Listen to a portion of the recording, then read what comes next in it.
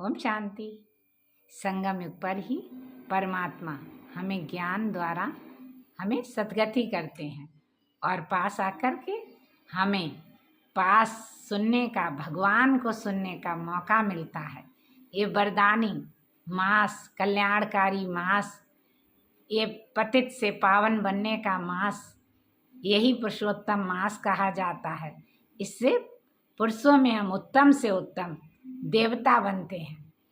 तो निश्चय किस आधार पर नहीं बैठता आत्मा को, क्योंकि कहते हैं कि यहाँ पता नहीं भूत प्रेतों का पंथ तो नहीं है, यहाँ तो माया छोड़ दी जाती है। बाबा अपनी माया को छोड़ देते हैं कि बच्चे निकले हैं, देखें ज्ञान में भी और योग में भी माया छोड़ देते हैं। देखते हैं अगर वो निश्चय बुद्धि हैं तो वो अपने ठीक टाइम पर, मन ही नहीं लगेगा तो क्या ज्ञान में बैठेंगे। मुरली सुनने में मन ही नहीं लगेगा तो मुरली भी नहीं सुनने जाएंगे।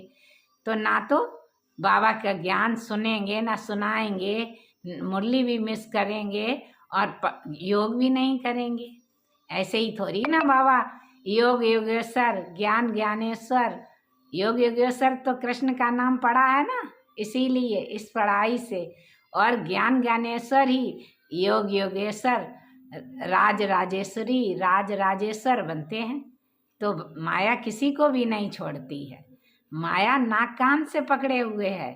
जैसे ही आप सोचेंगे अब तो बहुत अच्छा हो रहा है, साक्षात्कार हो रहे हैं, ये हम तो माया तुम्हें गिराती रहेगी। अब माया क्या है? माया तो हमारे अंदर ही चिंतन मंथन है विकारों का। माया कोई बाहर से थोड़ी ना आती है। जो हमने पास्ट में कर्म किए उन्हीं का चिंतन मंथन है। कोई मरने समय दूत भी नहीं आते हैं।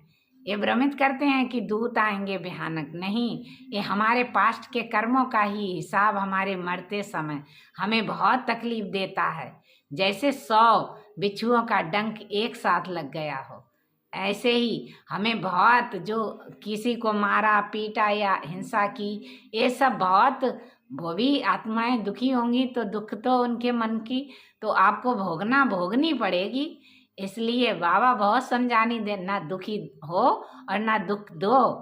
और दुखी किसी को किया होगा तो बहुत दुख मिल रहे हैं तो उसकी भोगनी पड़ती है। बाबा हमें घड़ी घड़ी अपनी राय देते हैं, उनकी राय ही है। एक मत, एक राज, एक भाषा में जाने के लिए उनकी राय श्रीमत की राय है। श्रीमत श्रेष्ठ मत है, श्रेष्ठ से श्रेष्ठ, उत्तम से उत्तम। इसी समय हम बनते हैं। फिर कनिष्ठ